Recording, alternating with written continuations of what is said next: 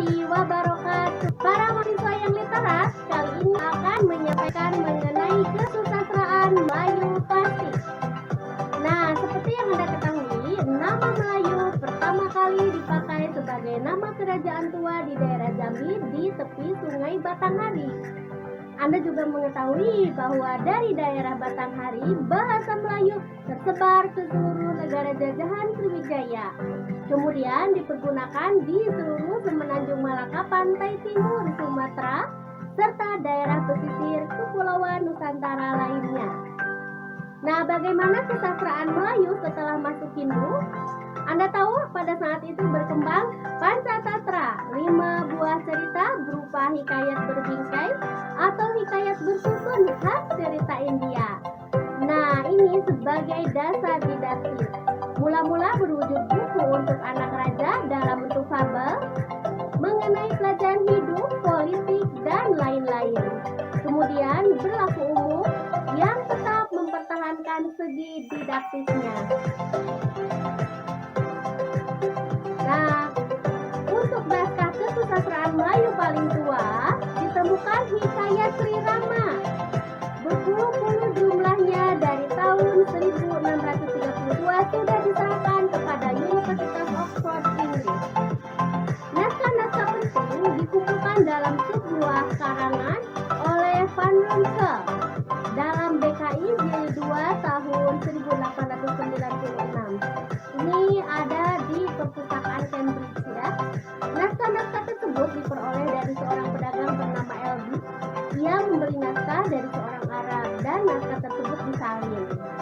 Nah, Van Ronkel mengumpulkan naskah-naskah yang terdapat dalam Museum Pusat Jakarta dalam Verhandering KBG Jilid 57 tahun 1909. Ia juga mengumpulkan naskah-naskah Melayu dan juga bahasa Sunda yang terdapat dalam bibliotek di Leiden. Nama naskah itu ditulis di dalam KBG tahun 1921. Nah, naskah Melayu tertua diperkirakan muncul abad 16, ditulis dalam huruf Melayu. Seperti Anda ketahui, huruf yang berasal dari alfabet Arab ya, yang mengalami beberapa perubahan dan tambahan sesuai kebutuhan bunyi dalam bahasa Melayu. Peninggalan paling tua adalah Piagam Terengganu dari tahun 1303 ya. Kemudian orang Melayu sendiri menyebut bahasanya sebagai bahasa Jawi, yang berarti bahasa yang mendapat tempat. Nah, Anda juga sudah mengetahuinya, jenis karya dalam bahasa Melayu mulai abad 7 hingga 16 adalah prasasti atau epigrafi dalam tulisan Pallawa, kemudian sastra lisan atau oral tradition, dan naskah-naskah. Kita lanjutkan saja. Kesusastraan Melayu sebelum dipengaruhi Hindu dan Islam itu ada beberapa contoh yang akan ibu sajikan. Yang pertama ada kesusastraan teka-teki atau wailo. Ini adalah kesusastraan asli suku Toraja. Nah, atau disebut dengan kesusastraan Bare. Bentuknya campur antara prosa dan puisi. Ada cerita Enggasi atau Tangkasi sejenis hantu.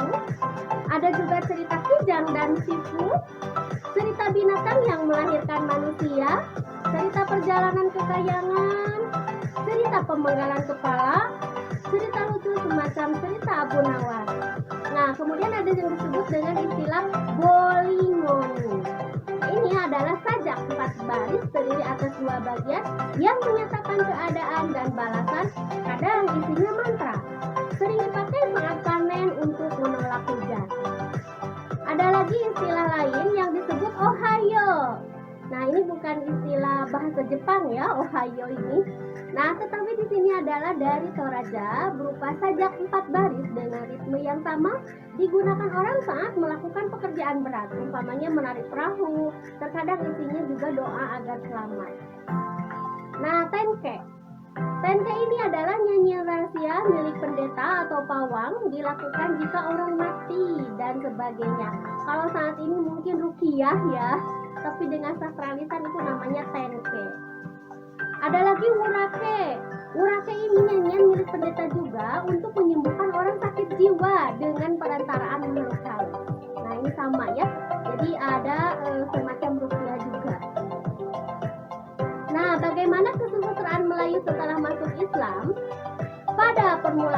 16 banyak ahli agama atau teologi bangsa Arab yang datang ke Indonesia, sehingga banyak pula mulai menulis buku kesusastraan semacam hikayat. Di sini banyak ditemukan di Aceh batu nisan dengan tulisan ayat Al-Quran disertai nama-nama Sultan Samudra Pasai, dan itu disebut hikayat sejarah ya. Ditemukan pula sumber berwujud buku seperti kitab sejarah Melayu, hikayat raja-raja Pasai, dan ini kebanyakan bersifat legendaris. Nah, kita lihat ciri-ciri sastra klasik. Kalau begitu, sastra klasik Nusantara adalah karya-karya yang lahir sebelum dikenalnya produksi sastra cetak. Kemudian sastra klasik Nusantara menggunakan bahasa Melayu lama dan bahasa daerah, ditulis dengan aksara Arab Melayu dan aksara bahasa daerah. Pengarangnya anonim. Sastra klasik Nusantara diciptakan untuk kalangan karaton. Nah, bagaimana jenisnya? Tentu saja seperti yang Anda ketahui dan tadi juga sudah disinggung, ada puisi klasik, prosa klasik, dan drama klasik. Nah, ini jenis puisi klasik. Anda sudah mengetahuinya, Anda sudah membacanya mengenai sastra lisan ya. Ada mantra, mantra pelindung diri, mantra pengobatan misalnya, mantra pekerjaan, mantra adat istiadat. Ada pantun ya. Nah, satu bait pantun biasanya kalau dulu itu dinyanyikan ya, karena memang dimanfaatkan ya untuk kepentingan ritual dan sebagainya. Satu bait pantun berisi curahan kalbu si pengarang atau si penyair. Saat ini pantun masih digunakan ya dalam tradisi pernikahan misalnya di Betawi ya, dan sebagainya. Lalu ada syair. Syair terdiri atas 4 baris. Nah, setiap baris ada 4 sampai 5 atau 8 sampai 12 suku kata. Kalau 4 sampai 5 itu kata ya, 12 dan 8 itu suku kata. Nah, ini biasanya berisi cerita atau berita, lalu persamaan bunyi atau sajak akhirnya sama dan sempurna. Anda juga sudah membaca ya syair pada pertemuan sebelumnya. Kemudian ada Karmina. Pantun Karmina terdiri atas 2 baris, disebut juga pantun kilat. Nah, jadi kalau pantun yang hanya 2 baris itu kilat. Jadi baris pertama sampiran, baris kedua isi ya. Lalu ada seloka. Seloka ini adalah pantun berkait yang juga hanya cukup dalam 1 bait saja. Nah, ini pantun berkait ini merupakan jalinan atas beberapa bait. Nah, tidak hanya cukup dalam 1 bait ya maksud saya ya, tapi banyak baitnya. Kemudian talibun. Talibun adalah pantun yang jumlah barisnya terdiri dari 4 baris, dan 1 bait pantun itu harus genap tiap barisnya. Jadi genap itu ya 4, 6, 8 dan seterusnya. Lalu ada peribahasa. Peribahasa itu ungkapan ringkas, padat yang berisi kebenaran yang wajar. Di sini prinsip hidup, aturan tingkah laku juga banyak begitu ya. Ada gurindam. Ada gurindam terikat dan gurindam tidak terikat. Kalau gurindam terikat terdiri atas 2 baris serangkap dengan 5 akhirnya sama. Kalau yang tidak terikat artinya barisnya juga tidak terikat, bebas, kemudian rimanya juga bebas ya. Jadi tidak terikat. Lalu ada teka-teki. Ini adalah contoh teka-teki ya pada masa Melayu klasik. Misalnya, hitam legam seperti hantu, sudah besar pakai baju kesumba. Dari kecil baju hijau, sudah besar baju merah. Luarnya surga, dalamnya neraka. Nah, itu apa jawabannya? Ayo, apa? Cabai, betul ya. Kemudian ada lagi, hitam legam seperti hantu, putih hatinya, kecil berbaju merah, besar berbaju hijau. Apabila hendak mati berbaju merah. Oh, itu apa ya? Manggis katanya ya. Nah, kemudian setelah puisi klasik adalah prosa klasik. Prosa klasik seperti yang Anda ketahui tadi ada hikayat sejarah, contohnya hikayat Raja-Raja Pasai. Ada cerita Pelisura, contohnya hikayat Raja Kerang. Ada cerita binatang ya, banyak cerita binatang atau fabel. Kemudian ada cerita asal-usul atau legenda, misalnya asal-usul Surabaya. Ada cerita jenaka ya. Ada cerita berbingkai, hikayat 1001 malam contohnya. Kemudian ada drama klasik atau seni teater tradisional. Ada dua ya, yaitu teater klasik. Nah, dan yang kedua itu adalah teater rakyat. Teater klasik itu wayang. Ada wayang golek, wayang orang, wayang kulit, wayang beber, wayang sadat, wayang wahyu. Silakan Anda cari sumbernya ya. Kemudian teater rakyat ada Mahyong misalnya dari Riau, ada Randai dari Sumatera, Mamanda dari Kalimantan, Arja dari Bali, Ubruk, Banjet, Longset, Jawa Barat. Kemudian ada Ketoprak, Sandul itu dari Jawa Tengah. Nah, ini gambar-gambarnya bisa Anda cari juga di Google ya. Nah, ada wayang wong, ini gambarnya. Itu ada sumbernya juga, ada Mahyong Riau ya. Ada Randai ini dari Sumatera, ada Lenong Betawi, ada ya Longset juga dari Jawa Barat, kemudian ada Ketoprak Timur. Nah, ada Ludruk dari Jawa Timur, ada Arja dari Bali. Kita lihat bagaimana sih pengaruh luar terhadap sastra Melayu klasik. Nah, yang pertama itu pengaruh India terhadap sastra Melayu klasik. Tadi pengaruh India itu pada abad keberapa? Ya, abad ke-7. Boleh. Ya, tapi yang paling banyak muncul itu abad 8 sampai 9, yaitu pengaruh agama Hindu dan Buddha ya. Misalnya hikayat Sri Rama itu kan sangat berpengaruh ya terhadap cerita. Hikayat Sanggoma misalnya yang bersumber dari cerita Ramayana dan Mahabharata, atau dari Mahabharata itu Bharata Yuda ya. Nah, ada juga pengaruh itu kata-kata Melayu ya yang berasal dari bahasa Sanskerta India. Misalnya ada kata arti, bahasa, biasa, cita, cinta, duta, istri, jaya, kala, muka, nama, ini juga ya raga, raja, rasa. Nah, ini baginda, ini semua dari bahasa Sanskerta India.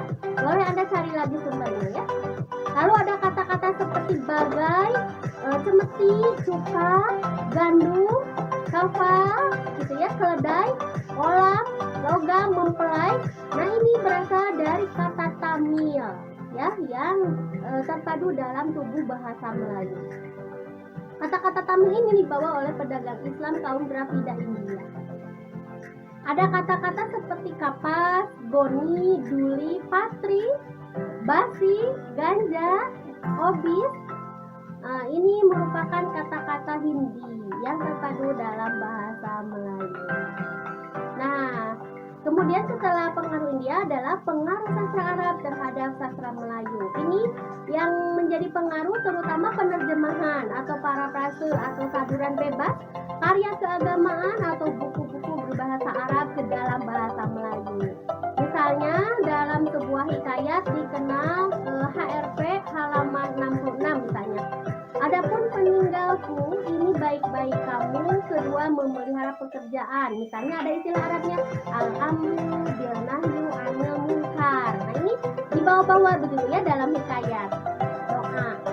Nah, kemudian terjadi proses asimilasi dan adaptasi fonemis dan morfemis kata-kata Arab dalam bahasa Melayu.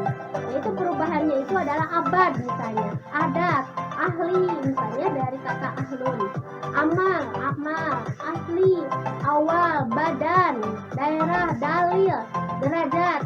Masih banyak lagi ya, hebat, kabar, misalnya sabar, sehat, begitu ya, tertib dan lain-lain. Itu kan terjadi asimilasi dari bentuk saja. Kursi misalnya, pada awal penulisan hikayat dimulai dengan Bismillahirrahmanirrahim. Nah, itu juga pengaruh dari bahasa Arab. Kemudian wabihi nasta'inu ala umuri dunya wadin. Nah, misalnya itu termasuk juga berpengaruh terhadap berbicara, begitu ya. Nah, juga bisa wabihi nasta'inu billahi a'la. Nah, ini sebagai tradisi tulis di Arab, begitu ya, muncul dalam hikayat. Dan Anda pada bagian penutup sering juga membaca di akhir hikayat itu ada kata tamat. Nah, sampai sekarang itu kata tamat itu masih diadopsi begitu ya, sebagai ungkapan yang artinya selesai atau sempurna. Atau ada juga dengan ungkapan penutup itu wallahu alam bisawab. Nah, itu juga pengaruh Arab. Ada juga yang lebih panjang bentuknya, yaitu wallahu alam bisawab wa ilaihi marji'u wal ma'ab. Nah, itu juga kata-kata penutup dalam bahasa Arab. Nah, ada lagi pengaruh Persia terhadap sastra Melayu Melayu klasik. Di sini datangnya pengaruh versi dalam bahasa Melayu melalui bahasa Hindustani seperti kata termesa, berdebah, sudah. Nah, yang AA itu adalah Hindustani ya. Lalu ada kata versi yang menunjukkan konsep Islam banyak dijumpai dalam karya seperti kawin, kenduri, firdausi misalnya sekarang berubah menjadi surgawi. Nah, itu surgawi bukan dari Arab ya, dari Hindu Buddha. Tetapi kalau firdausi itu dari Arab. Ada kata versi yang sekarang tidak produktif lagi seperti bakhtiar yang berarti keuntungan, bahaduri yang menunjukkan sifat baik. Itu juga terdapat banyak dalam hikayat, tapi sekarang tidak produktif lagi. Nah, ada beberapa kata versi yang dipakai untuk menyebut makhluk halus seperti teri, teji atau kuda bersayap gitu ya. Ini dalam dunia peri ya. Itu dari versi. Beberapa kata versi lain yang sering ditemukan dalam hikayat misalnya bandar, biadab, bius, campur, dewan, domba, gandum, jam misalnya ya, laskar, nakoda, nafiri, pasar, pelita, serunai, kasta. Nah, Anda juga bisa melihat kata-kata dalam KBBI ada yang berasal dari bahasa mana saja begitu ya. Silakan dipelajari buka webnya. Nah, ada juga pengaruh Tionghoa. Nah, istilah Tionghoa yang banyak berpengaruh itu nama makanan biasanya ya, alat makan, istilah perjudian. Nah, itu yang dari Tionghoa. Jadi ada nama-nama jenis perahu seperti misalnya ya. Juga ada nama-nama makanan, jadi ya, seperti tahu, mie, teko, cawan, kue, toge, anglo, baki, jung, hongkang misalnya ya. Itu dari Tionghoa. Sampai saat ini perabot banyak yang berasal dari kata Tionghoa. Nah, ini Anda rujukannya, silakan Anda buka KBBI. Jadi ada kata apa berasal dari kata apa. Misalnya kalau ada kursi misalnya, nanti dalam kurung A, R misalnya berarti berasal dari Arab. Jadi unsur serapan gitu ya masih selalu dipakai sampai saat ini. Anda boleh membaca buku Pang Saidi tentang Melayu klasik, Hasanah Sejarah Sastra Indonesia, Jakob Sumarjo tentang perkembangan teater modern dan sastra drama modern. Kemudian ensiklopedia sastra boleh Anda lihat secara daring lagi. Dan ini adalah sumber musik dari YouTube yang Ibu manfaatkan. Demikian para mahasiswa, mudah-mudahan pada sesi sejarah kali ini memacu Anda untuk membaca lagi. Saya hanya menerangkan tentang sastra Melayu klasik ini secara garis besar saja. Terima kasih atas perhatiannya. Wassalamualaikum warahmatullahi wabarakatuh.